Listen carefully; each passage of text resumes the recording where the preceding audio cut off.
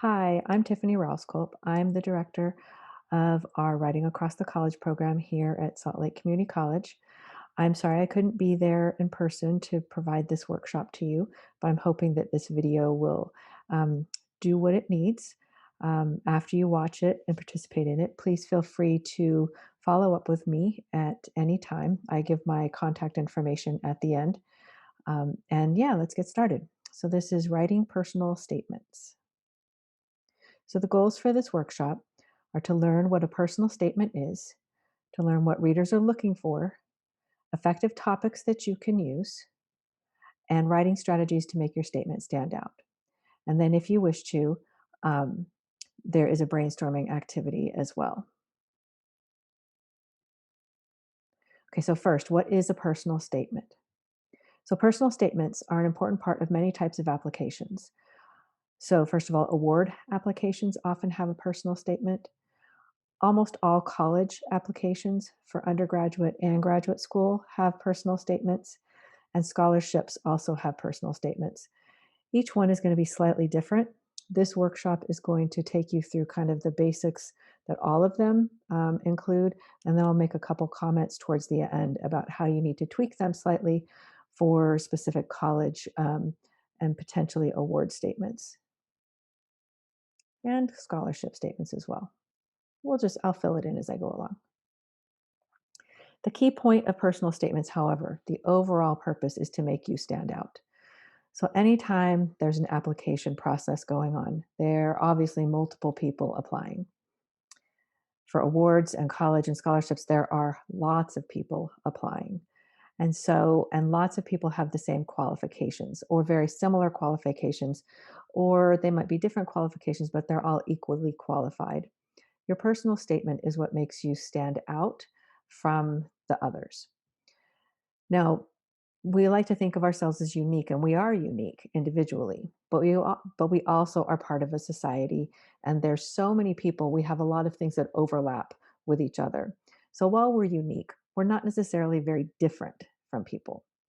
And so the personal statement is not necessarily a statement where you're trying to show that you are unique. It's just trying to make you stand out a little bit. It's trying to catch the reader's eye. It's trying to make you human. So because your admissions application is a bunch of text, it's a bunch of information, it's stuff on a screen. Your personal statement brings your humanity to the forefront of the readers, of the people looking at your application, and they just want to see that you're real. They want to see that you're a real person and they want to kind of learn about you a little bit. I just don't want you to put the pressure on yourself of how do you make yourself unique and stand out as being completely different from everybody else? You're not going to do that because we are, again, we're in a society, we all overlap in many different ways. So take off the pressure of being unique and just aim for the goal of making yourself human. So, who are your readers? There's many. So, first, you've got admissions officers. If you're applying to college as an undergraduate or graduate student, sometimes they have alumni, previous students reading application essays. Sometimes there's faculty who read them. Often there's staff, and the staff could be either employees of the college or university, or if you're applying for a scholarship or an award, it might be staff members of the organization that's providing the scholarship, might be scholarship office.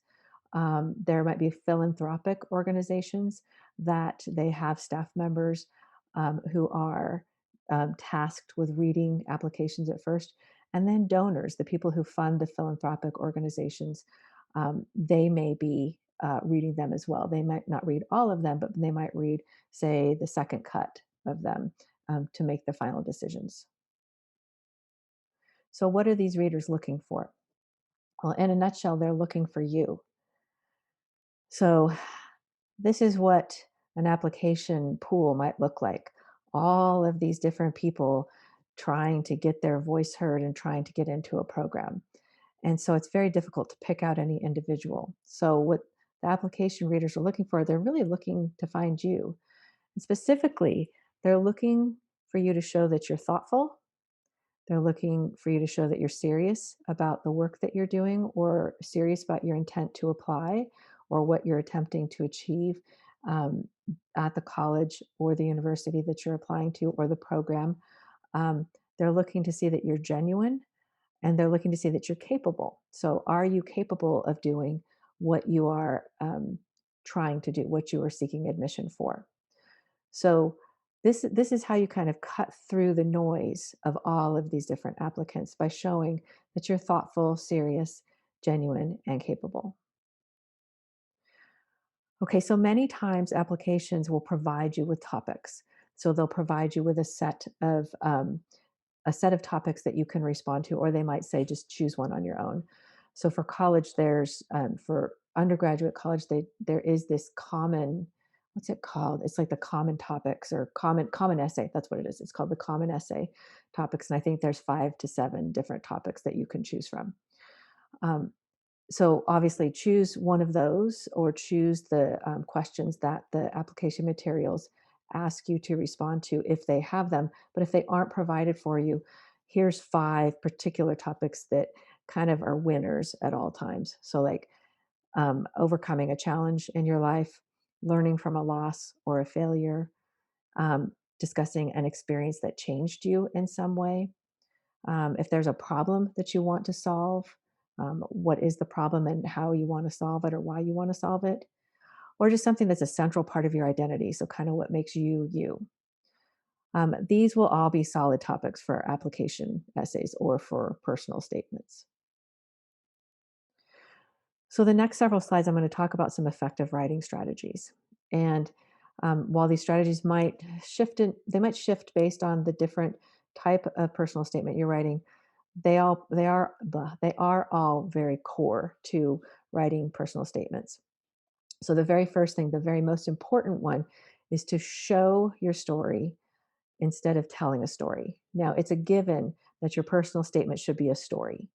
This is, I think, one of the things that sets people apart in their personal statements is if they provide a story or a set of stories as opposed to kind of a statement of goals or a statement of what they want to do or just generalized description of themselves. Personal statements really should be stories, okay? Because that's what creates your humanity. When we share stories with each other, we are learning about each other. We're telling them about ourselves.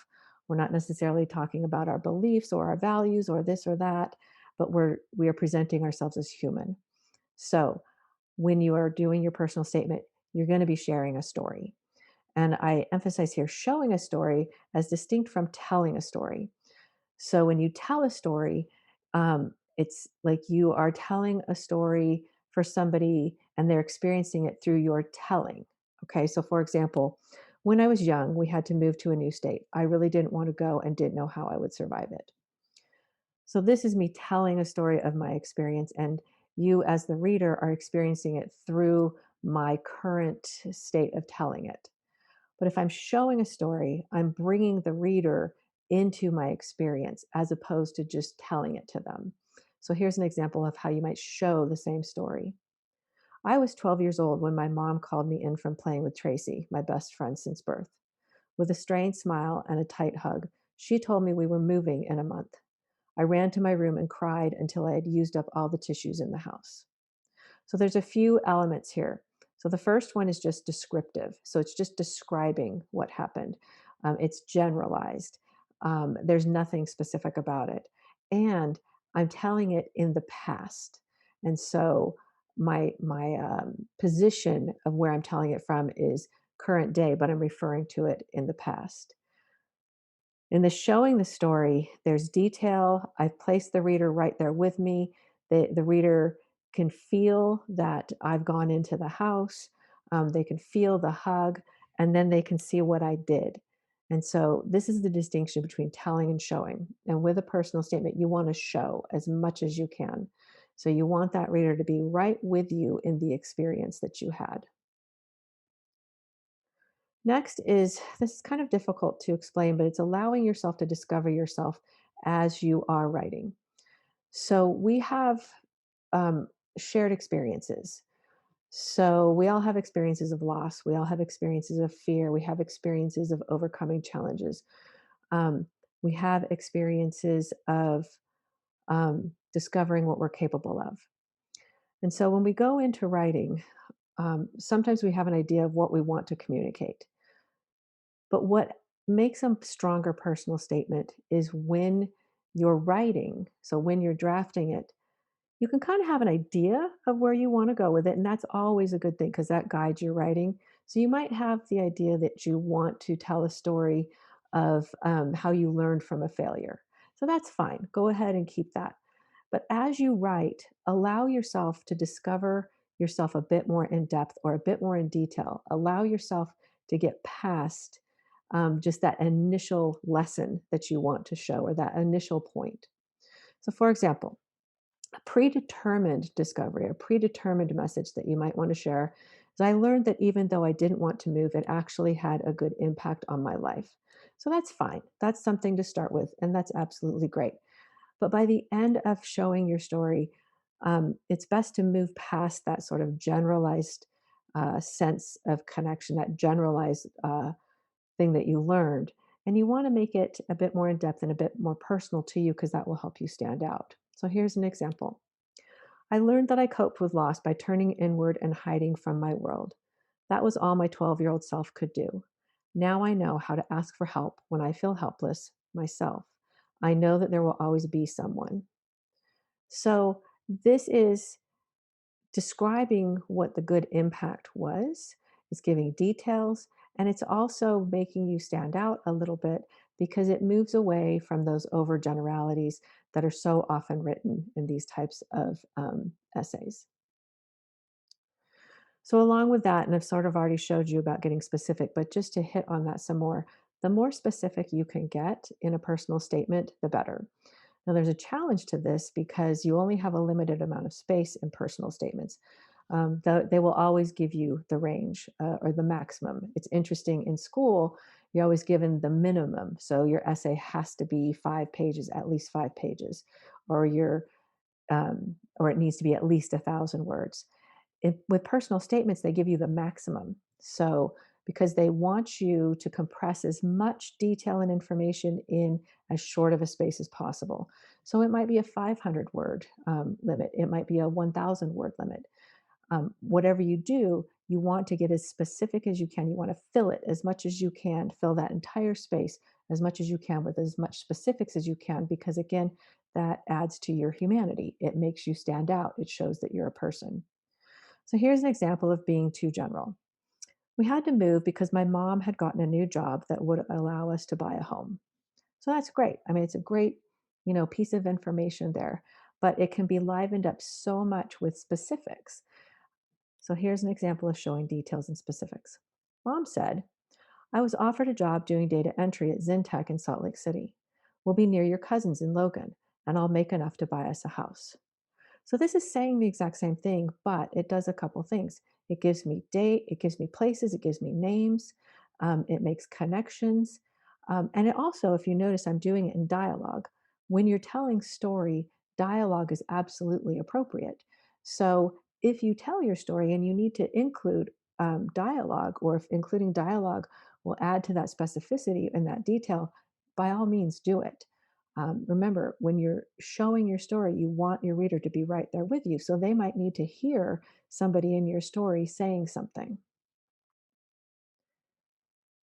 Now, the flip side of showing details and discovering yourself is avoiding overused cliches. So, um, cliches are important. They're sort of terms that we use to kind of share lessons with each other. They are and let me show you an example of a cliche. Okay, so I've heard it before. After I made new friends in Salt Lake City, I learned that I could do anything as long as I put my mind to it. So that cliche, I can do anything as long as I put my mind to it. That's something that is said over and over and over again, and there's a reason for it because there's truth to it. We can do a lot as long as we work really, really hard. We may not be able to do anything, and that's the part of the cliche because it exaggerates it slightly. Um, but this is something that has come, it circulates in a society, and it's a truth. And so it's a type of a truth. And so it becomes a cliche. Now, cliches get overused though. And when you use cliches, what they do is they work against that goal of showing yourself as being really thoughtful. Because if you're being really thoughtful, you are trying to put your whole self into this personal statement and tell your story. And your story is always more complex and more interesting than a cliche. Okay, so cliches form as as a way to collect different stories and put them into a general message. But your story is more than a cliche. Your life is more than a cliche. So you want to take the cliches out. So here's an example. Within a year, I had made two good friends. When we hung out in my backyard one afternoon, talking about everything, I realized how much I missed Tracy, but that I would also be, but that I also would be okay without her with me every day. I grew up a little bit that day. So that last line, I grew up a little bit, kind of borders on a cliche, but it's not so overused that it's going to make people fall asleep or it's going to make people lose their attention. Okay. So it's fine to use cliches when you're in your drafting process, but as you move through your drafting and as you revise to add details, ask yourself, what am I actually trying to say with this cliche? What's the actual feeling that I have, or what did I experience that that helped me to get to where I am? Okay. So the last one is, with different types of writing, there's different levels of how grammatically correct, or how revised, or how basically how correct they need to be. So let me give you an example. So a discussion post in a class. So let's say you're just having a conversation with your classmates. Those, they should be fairly grammatically, readable, but it doesn't matter if you have mistakes because those discussion posts sort of mimic conversation. And so sometimes you'll see some creative grammar, sometimes you'll see capitalization all over the place. Not a big deal. Um, but then there's some types of writing that really you need to pay attention to the grammatical correctness. And this is one of them, unfortunately. So, resumes, whenever you apply for something like resumes, and application statements, these need to be as grammatically correct as you can get them. The reason for that is because there's so many different people applying, and what they're looking for is they're looking for capability. They're looking for that thoughtfulness, and they're looking for that capability. And when you're applying for colleges or when you're applying for awards or scholarships, you're trying to show your capability, um, of meeting that challenge, that you can do this. And grammatical correctness is one of the markers of how thoughtful we are sometimes. Now, this is problematic, I think, because people who grew up speaking standard edited American English, so that would be white people.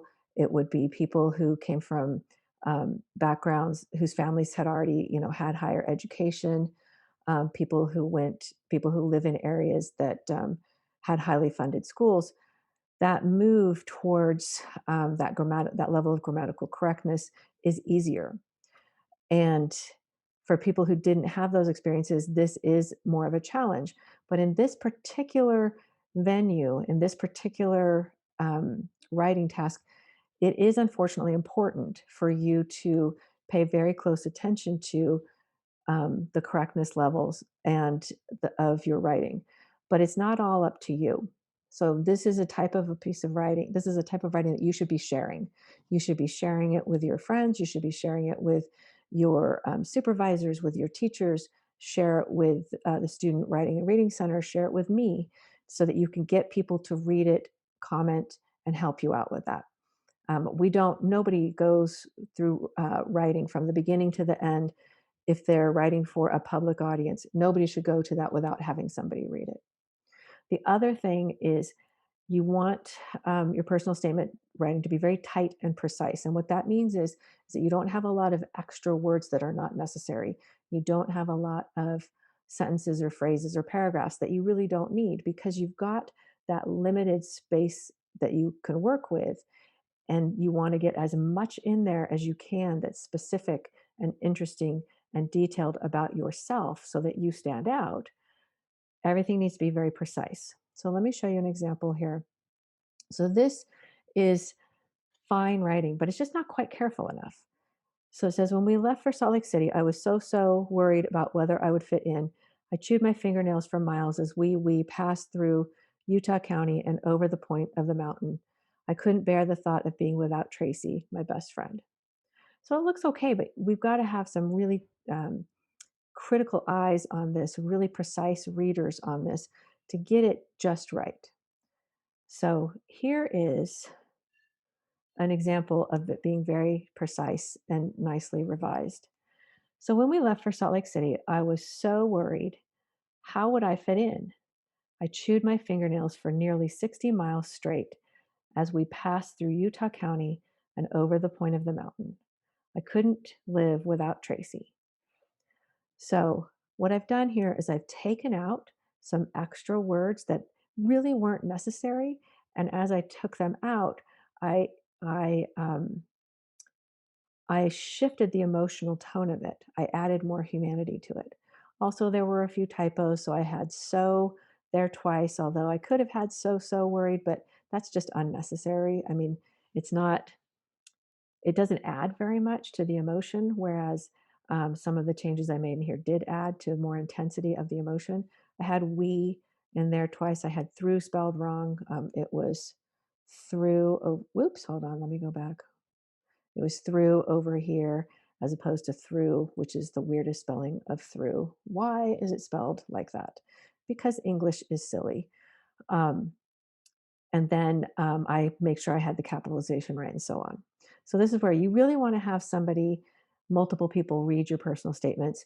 I would say a minimum of 5 times. So maybe you have 5 different readers.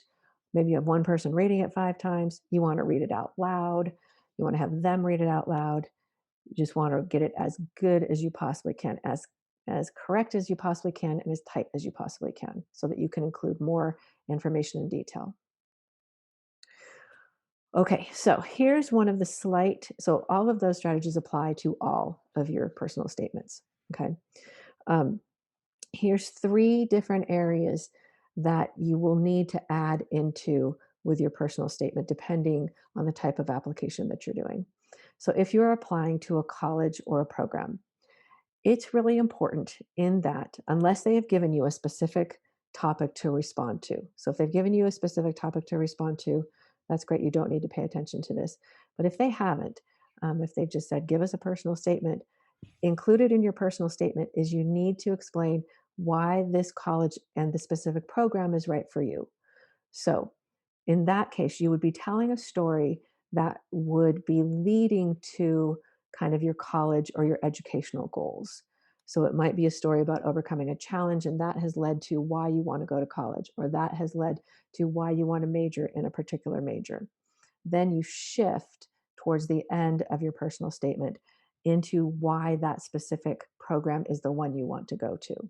What that does is that shows that you are capable, it shows that you are thoughtful, it shows that you genuinely want to go to that particular place. Okay. Additionally, with scholarships and awards, um, if you don't have the opportunity, if there's not a specific question asking you for this, try to bring in the scholarship or the award towards the end. Um, and again, you would tell your story, the one that feels most appropriate for you to tell, and then you transition into, okay, now that I've learned this about myself, I know that this scholarship will allow me to reach these goals, or this award will demonstrate that I've been able to achieve my goals. So you just want to have a tie in to your audience because what that shows to them is that you've written this specifically for them instead of just having a generic statement that you're sending out to a whole bunch of different places. There's a piece of it that says to them, oh, they're thinking about me. They're thinking about me and our program. Now, this is different for those common application essays, the common essay applications, because they know that those are going to everybody. You don't need to do those if you're filling out a common essay application. But if you are applying to something directly that's not common, then make sure you do this as well. Finally, I've built in a brainstorm activity for you if you want to do this while you're with each other in this workshop. It should take you about 15 minutes. Let me just go through it with you. So, this is a brainstorm activity just to get you started thinking about what you might write about. So, step one is to list up to 5 different stories you could share about your life. Don't write the stories. Just write a little phrase or something that helps you remember the story.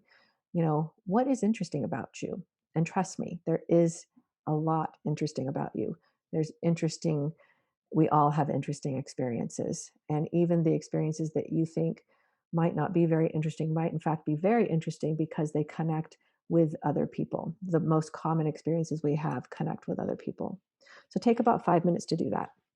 Then next, write down what you think the point of each one of those 5 stories is. Like, what's the lesson, or what's the point, or what's the transformation, or what's the challenge of the not the challenge, the change of each of those points. Then finally, pick 1 or 2 of the stories, just however long it would take you in about 7 minutes or so. And I want you just to show one moment in them. So I want you to show, so instead of telling the whole story from the start to the beginning, I want you to pick like the most important point of that story. And I just want you to write a paragraph. Just write a paragraph that brings the reader into the story right with you. So the term for this, I think it's a Latin term. It's called in media res, and it's you start in the middle. And so just start right in the middle and just show what happened in that story for you. And really you'll just write like a paragraph.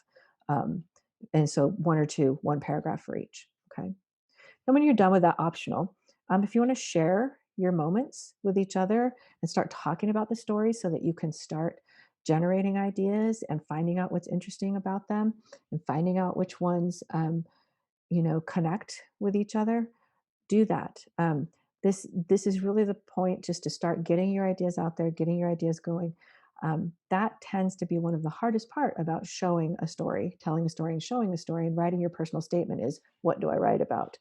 And so, if you can get some good ideas going before you leave today, that would be fantastic. And finally, follow up. Okay, so obviously, share your drafts with each other, share your drafts with your supervisors, share your drafts with your friends, share them with your parents, share them with your classmates. Share, share, share. If you're a student at Salt Lake Community College, I encourage you to share your drafts with the Student Writing and Reading Center, and there's the contact information for them. That would be fantastic. They would give you great feedback. They would help you get it fine tuned to how you want it to be. If you're an employee of Salt Lake Community College, you can share them with me. One of my jobs as writing across the college director is individual writing support. I provide it to all types of people across the college. You just send me your drafts, send me what the application is that you're working on, and I will give you feedback. And that's my contact information there. The whack at slcc.edu email works, but sometimes it doesn't come through to me. So you might just do the next one, which is my name. And you can also just look me up on Outlook, Tiffany Ralscope, and it will send it to you. Okay, so I hope that this was useful for you. This is how to get in touch with me, which you just had on the other page. If I can be of any further assistance as you work through your personal statements, please let me know. Be happy to work with you. And good luck. And I'm sure you're going to achieve great things.